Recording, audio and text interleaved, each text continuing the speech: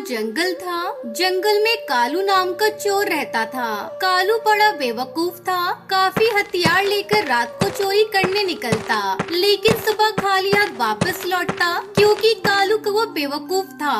पूर्णिमा की रात थी। रात के 12 बजे थे। कालू का वो हाथ में हथियार लेकर चोरी करने निकला। एक बड़े घर के सामने आया और घर के पीछे पिछली दीवार तोड़ने लगा। आवाज होने की वजह से घोंसले में सोई टुनटुनी चिड़िया जाग गई और समझ गई कि कालू चोर आया होगा। लगता है कालू बेवकूफ चोरी करने आया है। इससे पहले कि घर की दीवार तोड़ दे, मुझे उसे रोकना होगा। टुनटुनी घर के पिछवाड़े आई और उसने देखा कालू को वो दीवार तोड़ रहा था। क्या रे कालू, क्या कर रहा है? चोरी करनी है, दीवार तोड़कर घर में घुसना है। अरे बेवकूफ, पूर्णिमा की रात कोई चोरी करने निकलता है क्या? तब तक आप लोग कमेंट पे बताएं 40 डिवाइडेड बाय 10 कितने होते हैं। चुप बैठ, मैं थोड़ा अलग टाइप का चोर हूँ। मैं कुछ भी कर सकता हूँ। बाकी चोर डरपोक होते हैं, उनसे मेरी तुलना न कर। मुझे मेरा काम करने दे। कालू की बात सुनकर टुनटुनी सोचने लगी, चलो अभी अपने जाल में फंस गया है, आखिरी चाल चलती हूँ और फिर आराम से घोंसले में जाकर सो जाती हूँ। फिर टुनटुनी कालू से बोली, अगर तू कुछ भी कर सकता है और तू बाकी चोरों की तरह नहीं है तो ये साबित करके दिखा। उसके लिए क्या करना होगा मुझे? बाकी चोर धन दौलत चुराते हैं, तू ना चांद की चोरी करके दिखा। टुनटुनी की बात सुनकर कालू ने चांद की तरफ देखा और फिर टुनटुनी से बोला, ओके, मंजूर है। कल सुबह चांद मेरे हाथ में होगा। ऐसा कहकर कालू वहाँ से निकल गया और टुनटुनी खुश होकर घर में आकर सो गई। कालू को वो चांद की तरफ देखकर सोचता हुआ चल रहा था कि चांद को कैसे चुराऊं? कैसे सब मुझे बेवकूफ समझते हैं, पर मैं बेवकूफ हूँ नहीं। चांद चुराकर जब मैं अपनी अकल का सबूत दूंगा तो टुनटुनी की शक्ल देखने लायक होगी। तभी कालू को वो जंगल में आया और रास्ते में खड़े ट्रक को चुराकर ट्रक को एक मैदान में लाकर खड़ा कर दिया। फिर एक चमगादड़ और एक लंबी रस्सी निकाली। रस्सी का एक सिरा उसने चमगादड़ के गले में अटका दिया और दूसरा सिरा ट्रक के पीछे बांध दिया और चमगादड़ को चांद की तरफ फेंक दिया। देखते ही देखते चमगादड़ आसमान चीर कर ऊपर उड़ा तो उसके साथ साथ रस्सी भी उड़ने लगी। चमगादड़ उड़ता रहा और उड़ते उड़ते चांद पर जाकर उल्टा लटक गया। फिर क्या था, कालू खुश होकर ट्रक में बैठ गया और ट्रक चलाने लगा। ट्रक की ताकत से रस्सी बंधे चमगादड़ को खींचने लगा तो चमगादड़ के साथ साथ चांद भी हिलने लगा और देखते देखते चांद जमीन पर आकर गिर गया। कालू झट से ट्रक से उतरा और उसने चांद उठा लिया। चांद को देखकर कालू काफी खुश था। दूसरे दिन हाथ में चांद लेकर कालू टुनटुनी के घर की तरफ निकला। कालू के हाथ में चांद देखकर, अरे लंगूर के हाथ में अंगूर सुना था, पर लंगूर के हाथ में चांद। इस चांद की जगह लंगूर के हाथ में नहीं मेरे हाथ में है। मैं इसे हत्या कर ही रहूंगी। अरे वाह वाह कालू, तुम्हारी अकल सोच पूछ के दाद देती हूँ। अब चोरी चकारी छोड़ो और एक म्यूजियम खोल लो। पक्षी चांद देखने आएंगे तो मोटी कमाई होगी। फिर क्या था, कालू ने म्यूजियम खोला और कांच की पेटी में चांद रख दिया। दूर दूर से पक्षी चांद देखने आने लगे और कालू की तगड़ी कमाई होने लगी। लेकिन ये ज्यादा दिन नहीं चला। चांद दिन प्रतिदिन छोटा होता चला गया और अमावस की रात में चांद गायब हो गया। ये देखकर कालू रोने लगा। हे भगवान, इतनी मेहनत से चांद चुराया, ये चांद तो गायब हो गया। मैं बर्बाद हो गया। कालू जोर जोर से रोने लगा। तभी टुनटुनी चिड़िया वहाँ आई और बोली, बहुत बुरा हुआ कालू, तुम तो बर्बाद हो गए। अब क्या करोगे? तुम ही बोलो, क्या करूं? ये म्यूजियम मुझे बेच दो। हाँ खरीद लो। चांद चला गया, अब मैं इसका क्या करूँगा? खरीद लो। फिर टुनटुनी चिड़िया ने चंद पैसे देकर म्यूजियम खरीद लिया और कालू का वो चला गया। कुछ दिन बीत गए। अमावस का प्रभाव खत्म हुआ और पूर्णिमा आने लगी। धीरे धीरे चांद बढ़ने लगा और पक्षी फिर से चांद देखने आने लगे। इस प्रकार टुनटुनी मोटी कमाई करने लगी और बेवकूफ कालू फिर से घरों के पिछवाड़े जाकर दीवार तोड़ने लगा। तुम तो बड़े हो गए हो। अब तुम तो बहुत जल्दी नीचे गिरने वाले हो। मैं गिरने वाला हूँ। काश किसी भी पक्षी को पता न चले कि मैं जादुई आम हूँ। कोई लालची पक्षी मुझे ले गया तो पता नहीं क्या क्या मांगेगा। अरे तुम कुछ बोलना ही नहीं। ऐसा करने से किसी भी पक्षी को तुम्हारी सच्चाई पता नहीं चलेगी। हाँ, ये आइडिया सही है। अरे वाह, मिल गया आज का खाना। टुनटुनी चिड़िया जमीन पर उतरकर उसके पास पहुंची। उसने आम पर 2-3 मुंह मारे और मजे से उसको खाने लगी। अरे वाह, कितना स्वादिष्ट आम था, मजा आ गया। काश कि अब थोड़ा पानी मिल जाता तो और अच्छा होता। उसके इतना कहते ही आम चमकने लगा, जिसको देखकर टुनटुनी चौंक पड़ी और उसके सामने पानी से भरा मटका आ गया। अरे ये कैसा चमत्कार है, मेरी ख्वाहिश करते ही पहले आम चमका और उसके बाद यहाँ पानी आ गया। कहीं ये जादुई आम तो नहीं है?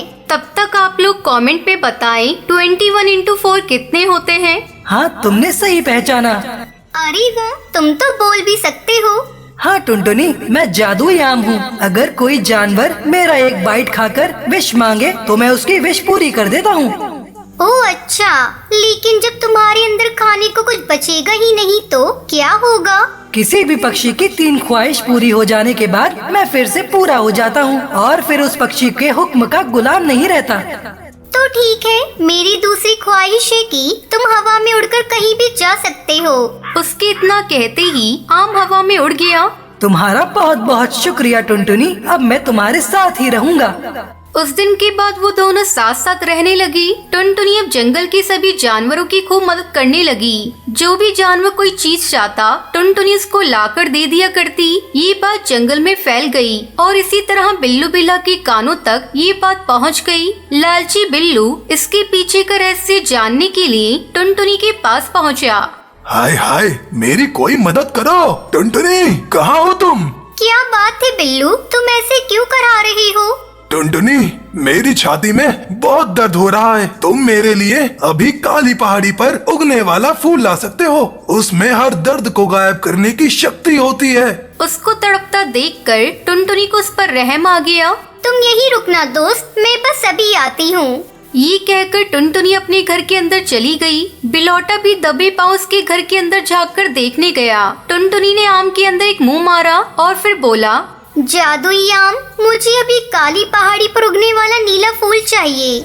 इतना सुनते ही आम चमकने लगा और उसके सामने नीला फूल आ गया। तभी बिल्लू अंदर घुस गया। मैंने सब कुछ देख लिया है। ऐसा कहकर उसने जल्दी से आम के अंदर मुंह मारकर एक बाइट खा लिया। ए जादुई आम, अब तुम वही करोगे जो मैं कहूँगा। मेरे साथ अभी के अभी मेरे घर चलो।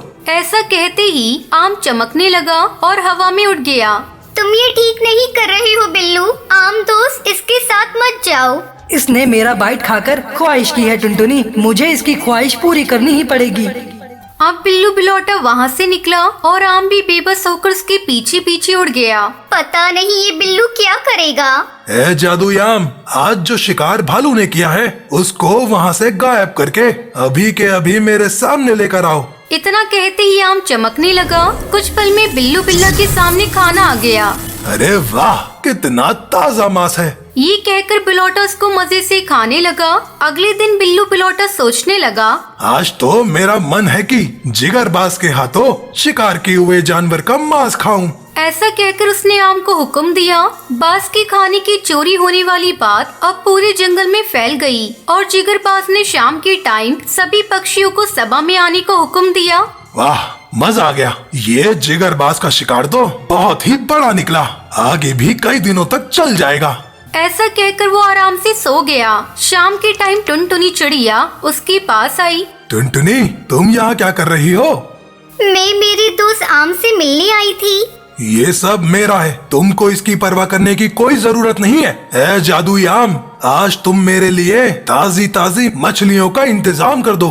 बिल्लू बिल्ले, तुम्हारी 3 ख्वाहिशें पूरी हो चुकी हैं। अब तुम्हारा कोई हुक्म मुझ पे नहीं चलने वाला। तुम झूठ बोल रहे हो। टुनटुनी की तो तुमने अनगिनत ख्वाहिशें पूरी की हैं, फिर मेरी बस 3 क्यों? टुनटुनी एक अच्छी चिड़िया है। वो हमेशा लोगों की भलाई के लिए मेरी मदद लेती थी, इसलिए मैं उसकी हर ख्वाहिश पूरी करता था। लेकिन तुम लालची जानवर हो, तुमने मुझसे चोरी करवाई। अब मैं तुमको इसकी सजा भी दिलवा कर रहूंगा। चलो टुनटुनी, सभा का टाइम हो गया है। ऐसा कहकर जादुई आम और टुनटुनी दोनों हवा में उड़ गए और बिल्लू बिल्ला भी उनके पीछे पीछे उनको रोकने के लिए भागने लगा। सभा लग चुकी थी और सभी पक्षी जिगरबाज के सामने खड़े थे।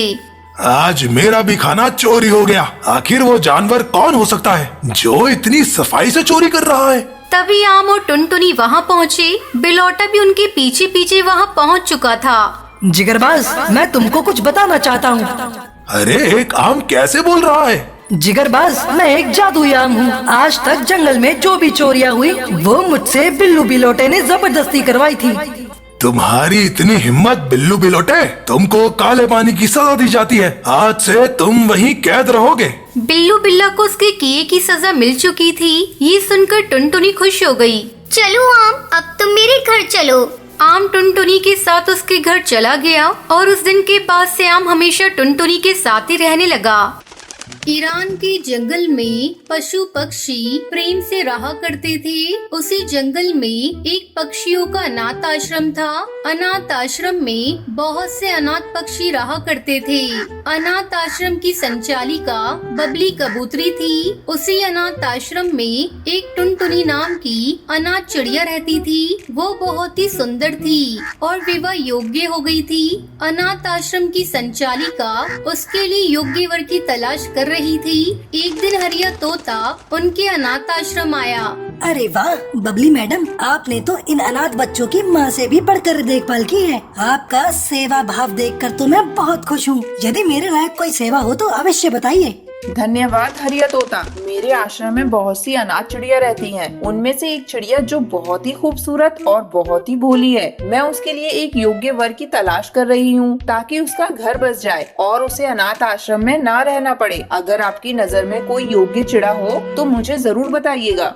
हाँ हाँ जरूर। अरे मैं तो इस जंगल से उस जंगल जाता ही रहता हूँ। जैसे ही मुझे कोई योग्य वर मिलता है तो मैं आपको खबर करूँगा। एक दिन हरिया तोता शहर में अपने एक दूर के चाचा के घर गया। हरिया को देखकर चाचा जी बहुत खुश हुए। अरे हरिया, तुम तो बड़े सालों बाद आए हो। आज हमारे घर का रास्ता कैसे भूल गए? अरे चाचा जी, मैं आपके घर का रास्ता तो नहीं भूला हूँ, बस काम काज में इतना उलझा रहता हूँ कि आने का मौका ही नहीं मिलता।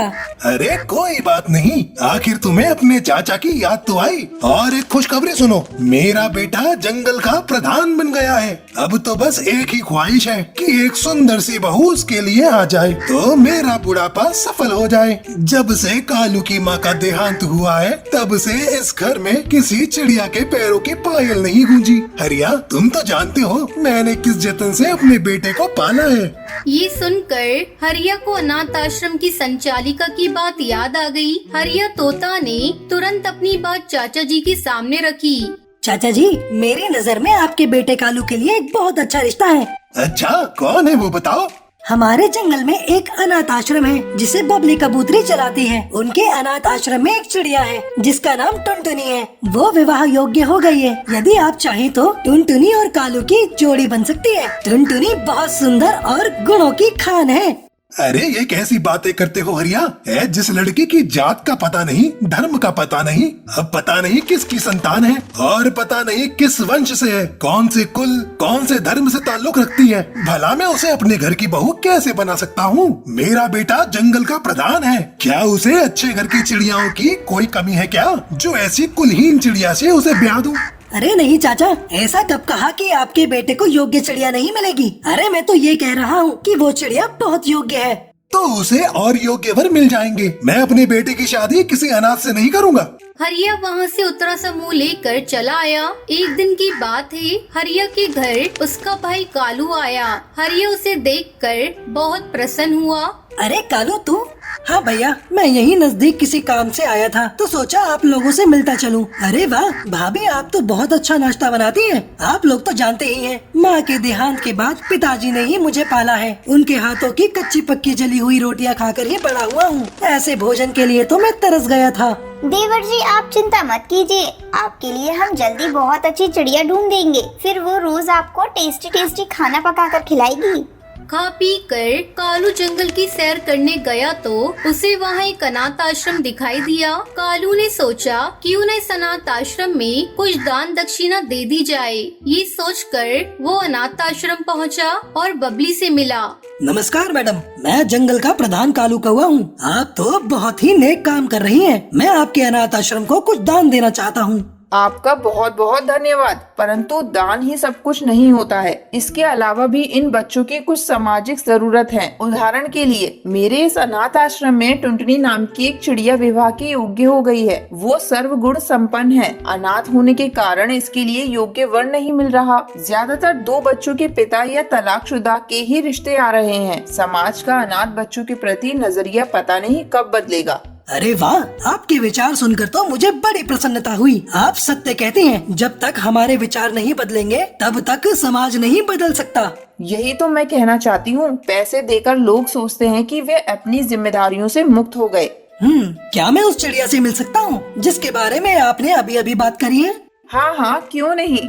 बबली टुनटुनी को बुलाने चली गई और कुछ ही देर बाद वो उसे साथ लेकर आई। टुनटुनी हाथ में नाश्ते की प्लेट भी पकड़ रखी थी। अरे तकलीफ की क्या जरूरत थी? क्यों आप हमारे लिए इतना कुछ कर रहे हैं? हमारे अनाथ आश्रम को धन दान दे रहे हैं, जिससे मेरे सभी भाई बहनों का बहुत भला होगा। तो क्या हम आपके लिए चाय और नाश्ता भी नहीं ला सकते? ये लड्डू और खिचड़ी मैंने खुद बनाई है। कालू को टुनटुनी अच्छी लगी। वो उससे विवाह करने का मन बना चुका था। हरिया के पास आकर उसने अपनी दिल की बात उसे बताई। मैंने टुनटुनी के बारे में तुम्हारे पिता से बात की थी, पर तुम्हारे पिता ने उसका रिश्ता ठुकरा दिया था। अरे आप इस बात की चिंता मत कीजिए, पिताजी को मैं मना लूंगा। ये सुनकर हरिया बहुत खुश हुआ। कालू ने घर जाकर अपने पिता से शादी के बारे में बात की और आखिर उन्हें मना ही लिया था। टुनटुनी अनाथ आश्रम से विदा होकर कालू प्रधान की पत्नी बनकर उसके घर आ गई।